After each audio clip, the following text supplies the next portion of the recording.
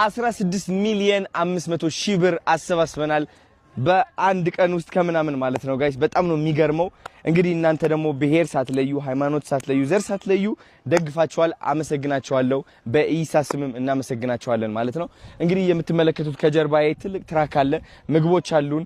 ልብሶችም አሉን እነዚህ ልብሶችና ምግቦችና ከ16 ሚሊዮን 500 ሺህ ብር ጨምሮ ማለት ነው እኛም ብሄር ሳንለይ ዘር ሳንለይ ሃይማኖት ሳንለይ ማለት ነው በተለያዩ ቦታዎች ችግር ላጋጠማቸው ህዝቦቻችን እንደግፋለን ማለት ነው እኩል በቂ እንዲበቃቸው አድርገን እንሰጣለን ማለት ነው እንግዲህ ኑ ላሳያችሁ እስኪ ውስጥ ያለውን ነገር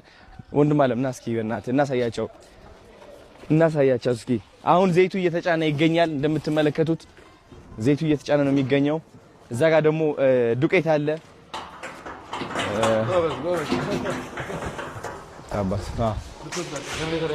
ጀነሬተርም ይሄው ጀነሬተርም እየላክን እንገኛለን